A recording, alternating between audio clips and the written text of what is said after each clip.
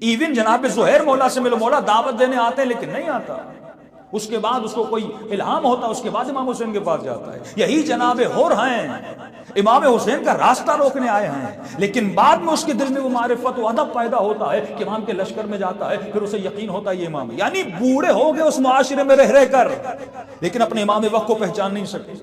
جناب مختار بھی شروع میں امام حسن کی مدد کے لیے نہیں جاتے، آخر میں جب وہ جیل میں جاتے ہیں میثم تمار ان کو ہدایت دلواتے ہیں اور ان کو معرفت امام حسن سے اور معرفت امام حسین سے آشنا کرتے ہیں، اس کے بعد ان کے دل میں نور امامت پیدا ہوتا ہے۔ تو بڑی سے بڑی شخصیات کو آپ دیکھیں گے تاریخ میں، ان کے ایمان میں آپ کو زلزلہ نظر آتا ہے، تزلزل فکری ان کے ایمان میں نظر آتا ہے، کیونکہ اس معاشرے میں اتنی کیپیسٹی نہیں تھی۔ یہی وجود ہے جناب زبیر کہ مولا علی کی پھوپھی کے بیٹے ہیں، رشتہ دار کزن ہیں، کہ سب سے پہلے جس نے تلوار دفاع علی ابن ابی طالب میں اٹھائی جب یہ گھر میں داخل ہوتے ہیں اور مولا علی کے ہاتھوں میں رسیاں باندھی جاتی ہے، کیونکہ سارے اصحاب آئے تھے اور مولا علی سے مشاورہ کر رہے تھے علی ابن ابی طالب ابھی کیا کرنا چاہیے، خلافت آپ کا حق ہے۔ جب حملہ ہوا تو زبیر وہ پہلا شخص ہے جس نے تلوار بلند کی تھی اور مولا کے دفاع میں اٹھا تھا، لیکن کہتے جیسے حملہ کرنا چاہتا تھا اس کی تلوار در پر لگی اور تلوار گر گئی، پھر جناب زبیر کو گرفتار کر لیا گیا۔ جناب ابو ذر وہ ہیں جو زمین پر بیٹھ کر اپنے گھٹنوں کو مار رہے تھے کہ آج یہ عالم ہمیں دیکھنا پڑا، لیکن یہی جناب زبیر جو ایمان کے اس مقام پر ہے کہ اپنی جان کو علی ابن ابی طالب پہ قربان کرنا چاہتا ہے، لیکن جنگ جمل میں علی کے مقابلے میں کھڑے ہو جاتے ہیں۔ تب آپ کو محسوس ہوگا کہ یہ معاشرہ کیسا معاشرہ تھا۔ یعنی علی کو بطور خلیفہ مان رہے تھے، بطور امام حقیقی تسلیم نہیں کر رہے تھے۔ تو آپ خوش نصیب ہیں جس زمانے میں پیدا ہوئے ہیں، یعنی آپ کو تمام تر عقائد پلیٹ میں رکھ کر دیے گئے ہیں۔ جب ہسٹری پڑھیں گے تو آپ کو پتا چلے گا کون کون سے مسائل عرب میں تھے۔ کبھی رسول خدا اپنی بیٹی کے لیے کہتے سیدۃ النساء العالمین، کبھی رسول خدا اپنے نواسوں کے لیے کہتے ہیں سیدہ شباب اہل الجنہ۔ تمام تر عرب نبی کے حرکات اور سکنات کو دیکھتے تھے، یہ آ رہے ہیں، یہ جا رہے ہیں۔ ان کے گھروں کے دروازے مسجد میں کھلتے تھے کہ پھر آیت نازل ہوتی ہے سد الابواب، اے حبیب یہ سارے دروازوں کو چنوا دو، بند کروا دو، الا باب علی، صرف علی ابن ابی طالب کا دروازہ کھلا رہا ہے۔ اب عرب سے برداشت نہیں ہوا، آخر میں نبی خدا نے علی کا ہاتھ بھی بلند کر کے من کنت مولا فہذا علی المولا کہہ دیا۔ ایک 32-33 سال کا جوان ہے اور کہہ دیا یہ تمہارا مولا، یہ تمہارا امام ہے۔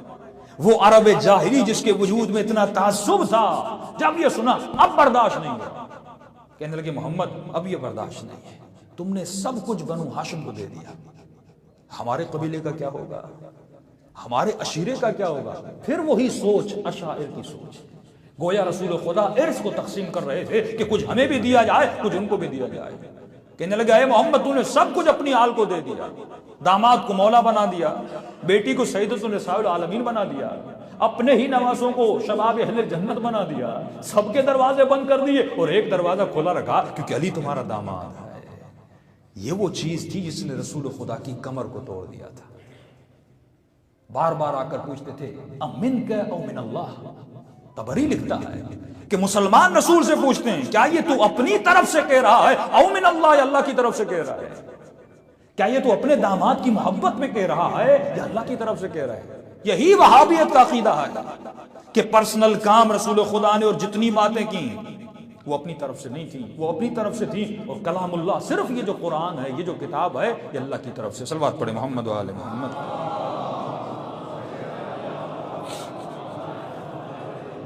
رسول خدا نے فرمایا ام یحسدون الناس علی ما آتاہم اللہ من فضلہ، قرآن کی آیت ہے، حدیث نہیں ہے۔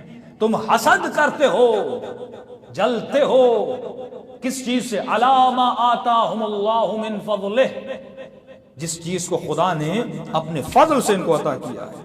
فقد آتینا آل ابراہیم، یہ فضل اور کرامت خدا نے کس کو دی ہے؟ صرف آل ابراہیم کو دی ہے۔ آتیناہم الکتاب، آل ابراہیم میں کتاب کو نازل کیا، والحکمہ، آل ابراہیم میں خدا نے حکمت کو عطا کیا، وآتیناہم ملکا عظیما، یہ وعدہ الہی ہے، اور ہم عظیم حکومت کی ذمہ داری اور مملکت عظیم کی حکمرانی بھی کس کو دیں گے؟ آل ابراہیم کو دیں گے۔